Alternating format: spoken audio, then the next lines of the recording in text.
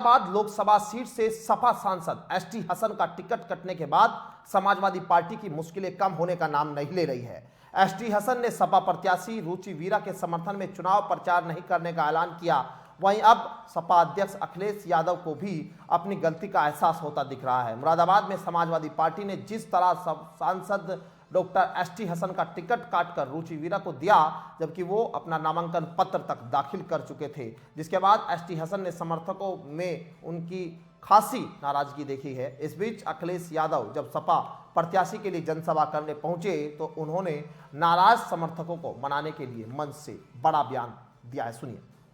देखिए, मैनपुरी में बसपा ने यादव प्रत्याशी उतार दिया कुशवाहा की जगह, यानी कि यादव वोटों को काट। और मुझे पता है, आपको ये भी पता होगा कि जिस प्रत्याशी की उन्होंने टिकट काटी वो प्रत्याशी समाजवादी पार्टी के समर्थन में उसी समय आ गया, और जो बीएसपी की टिकट मिली है जिसको, वो बीजेपी ने दिलवाई है। और मैं आपसे कहूंगा कि पत्रकार साथी, क्योंकि लखनऊ में भी आपके पत्रकार परिचित होंगे, मित्र होंगे, उनसे जानकारी हासिल करना कि किन मंत्रियों के घर पर बैठ करके क्या क्या सौदा होता था। देखिए, हमें कमी तो खल रही है और कानूनी दावपेच में वो फंसे हुए हैं। मुझे उम्मीद है कि न्यायालय से उन्हें न्याय मिलेगा। और जहां तक एसटी हसन साहब का सवाल है, एसटी साहब की टिकट नहीं काटी। मैं टिकट उनकी बगल में दे रहा था रामपुर। वो नहीं लड़ना चाहते थे। मैं समझ सकता हूं कि नहीं लड़ना चाहते थे, लेकिन अगर हम टिकट नहीं दे पाए हैं, मैं अपने पत्रकार साथियों से कहना चाहता हूं और एसटी हसन साहब को से भी कहूंगा कि उनका सम्मान करने का काम हम समाजवादी लोग करेंगे।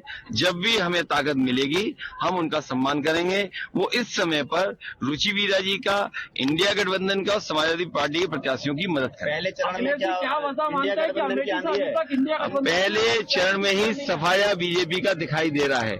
जिस तरीके से किसान और हर वर्ग के लोग मुजफ्फरनगर, कैराना, सहारनपुर, बिजनौर, नगीना, मुरादाबाद, रामपुर में समर्थन दिखाई दे रहा है। इस बार बदलाव होगा और भारतीय जनता पार्टी का सफाया होना निश्चित है। ये समाज विरोध कर रहा है भाजपा का, क्या कहना चाहेंगे? ये इसलिए भी कर रहा है कि उनको भी अपमानित किया।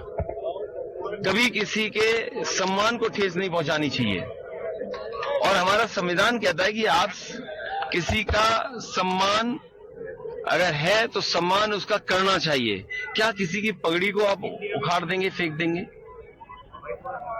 तो ये जो क्षत्रिय समाज के साथ भेदभाव हुआ है और हर स्तर पर भेदभाव हुआ है, हमें खुशी है कि वो अपने सम्मान के लिए आगे आए हैं और भारतीय जनता पार्टी को सबक सिखाना चाहते हैं। ये बीएसपी की स्ट्रेटेजी पहली बार नहीं हुई है। अरे यूसुफ अंसारी साहब से अच्छा कौन समझेगा? ये दोनों बार ये उत्तर प्रदेश